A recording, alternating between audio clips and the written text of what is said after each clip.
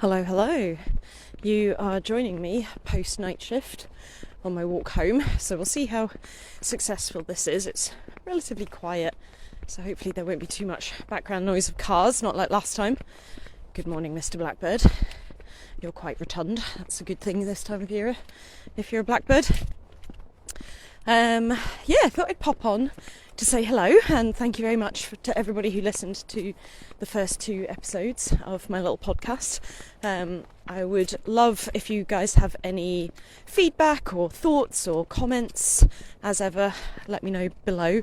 This is quite a new, exciting adventure for me, so I'm always keen to hear what people like or don't like. But today I thought I'd pop on to have a chat about my compost bin. Yeah, this is the riveting content that you all signed up for. So anyone who follows on the blog and or Instagram, specifically Instagram I guess, would have seen that I've been building a compost bin over the last few days. Kind of a bit longer than that actually. I bought the wood probably about a month ago, and turns out wood's really expensive. Slightly caught me by surprise, if I'm honest, having never really been to a lumber yard before. And the way the timber yard is sort of set up, it's not like a regular shop where you can price stuff up as you go. It's not like if you buy wood from, say, B&Q, that you can look at the cost on the shelves and then decide how much you want, or at least have a vague idea before you get to the till how much stuff is. Hi. Hello. Enjoying your walk. Little old dog, bless him. So obviously if you're buying wood from someone like B&Q, you can look at the price of things on the shelves and have a vague idea by the time you get to the till how much you're spending. That is not how it works in the lumber yard, in the timber yard. And I guess it's because they're set up for like trade accounts, so joiners and whatnot, companies will go in and order their wood, and so there's like a tiny little showroom. This is of course my N of 1 experience. This might be different where you live or for people who have more experience of these kind of things, but for the one that I've been into, there's this sort of tiny little showroom where you can buy like boxes of screws and things. Even they didn't have prices on them. But then basically I just walked up to the desk and was like, hello, I would like to order some wood, please. And I tried to be sort of friendly and cheerful, like I'd done my research, I'm very aware, especially as a woman, and especially, I don't know, size shouldn't matter, but I often feel like as a small woman as well, like short in stature, that when I'm in sort of male-dominated spaces, there can definitely be a feeling, and maybe this is my sensitivity, but there can definitely be a feeling of like, this place is not for you. And I feel it in a lot of places based on my height, which obviously is not anything necessarily to do with the fact that I'm female, like lots of men are short too.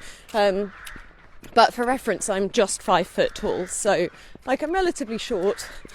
Sorry, I'm just walking under the crow house, which is where you can hear lots of crows in the background. I often find this, for example, at the gym when I want to use the free weights, like the squat rack, for example, where it's a dumbbell with weights at either end. Quite often men, I'm going to make a massive generalisation, but it is generally men, will leave like the lighter weights quite high up on the rack, so they're using the like 20 kilo weights, and so when they unload the weights from the dumbbell or the barbell, I can't remember what it's all, the bar, sorry, I can't remember what all the names are.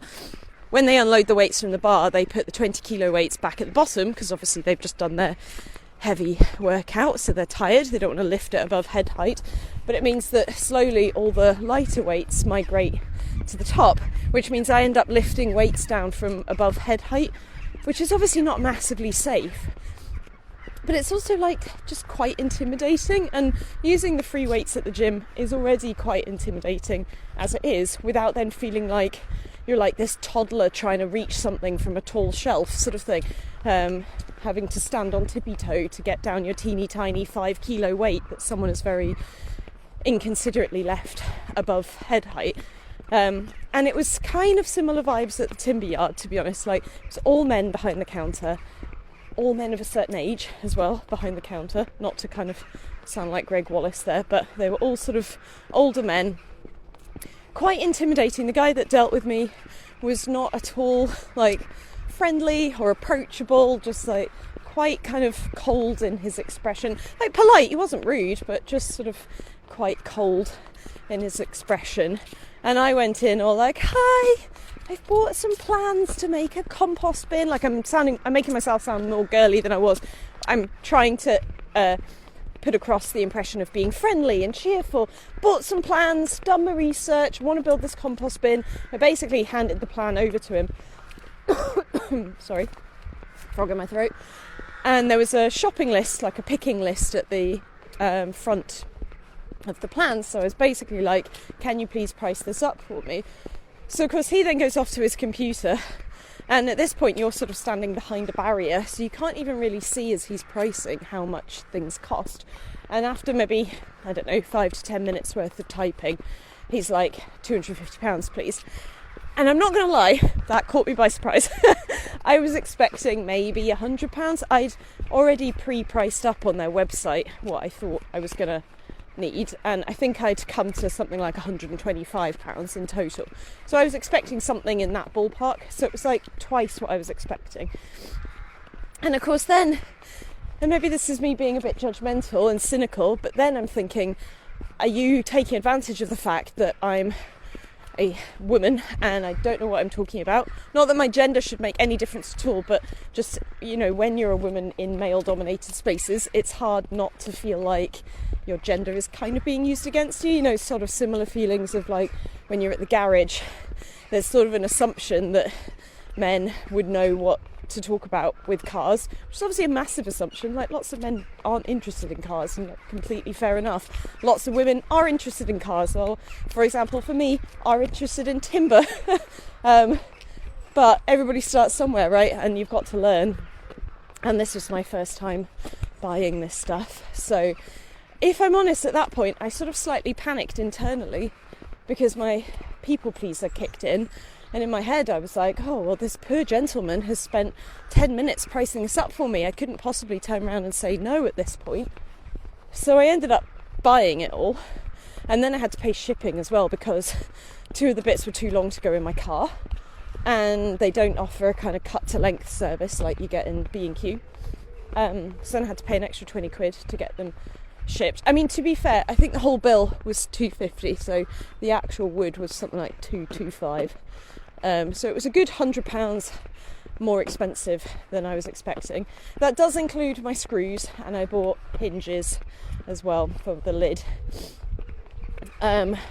So I guess when you deduct all that off, the actual wood was probably £190, something like that. But still, when you think, this is where people end up not wanting to make things themselves, because when you think you can buy a compost bin for, you know, less than 50 quid online, granted it might not be as nice, I mean, blowing my own trumpet here, but I've bought a plan for a very nice looking compost bin. It's like a 2-bay wooden bin with sort of a divider down the middle, so that's how you get your 2 bays, and then a hinged lid.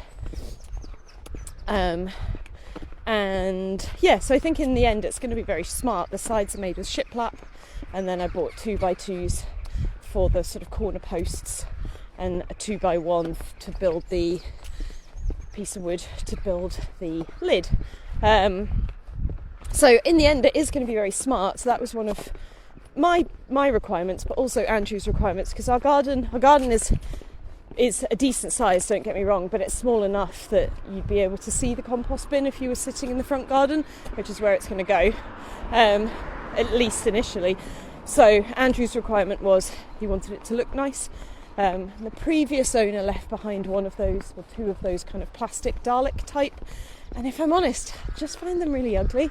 I don't think they're very effective either. My granny's had the plastic Dalek type, and I think unless you're being very careful about what you put in it, it's quite easy to get... Sorry, just interrupted myself. I don't know if you can hear the sparrows.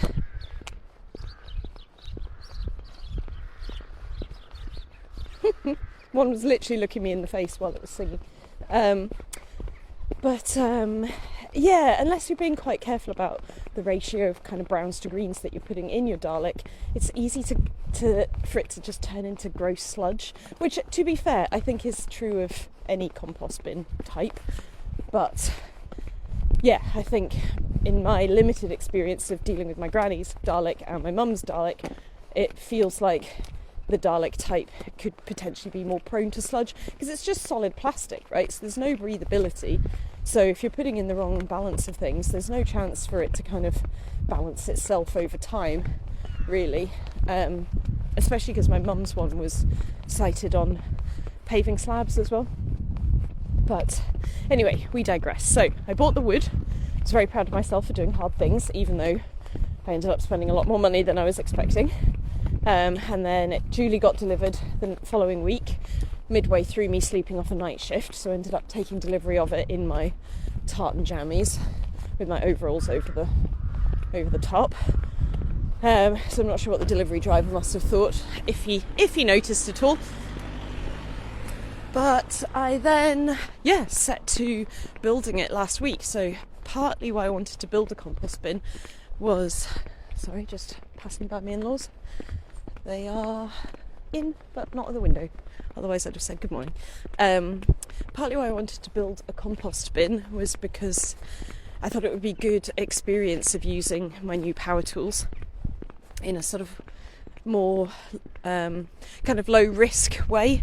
So there's a few things that we want to build for the house, like actual pieces of furniture, but obviously they feel a little bit higher risk because they've got to work perfectly. One of them's going to hold the TV, for example, so obviously if that one fails, that could be quite an expensive mistake. And obviously they've got to look good as well, because if they're literally in your house, then you want them to look good. Whereas something that's in the garden, like, it doesn't matter too much if it's slightly wonky or bits are misaligned or whatever, like, as long as it overall looks smart enough, you're not sort of sitting staring at it the whole time, you know. So so that was my plan, because my other new purchase for this project was a chop saw, or a mitre saw. So did a bit of research, ended up buying Evolution mitre saw, if anyone's interested, as it seemed like a good price for a kind of starter saw, which is basically what I needed. But it can do a decent amount of things, so it can obviously chop at a 90-degree angle, but it can also chop at a 45-degree angle. So if in the future I want to do skirting boards, for example, I could totally do that. As we want to replace quite a lot of skirting boards in the house, so that's a project I can now do myself, which would be very exciting. And we upgraded our drill, so we'd had a Bosch drill for many years, like, I don't know, over a decade, and it's done us really well, and it's still going, but it's definitely on its last legs. So we treated ourselves to its bigger brother, basically the professional version, which, just as a slight detour, coming back to the sexism of earlier, this is another classic example. So we're on the Bosch website and I'm looking at all the different tool options. Every single PR picture was of a white man, an older white man as well.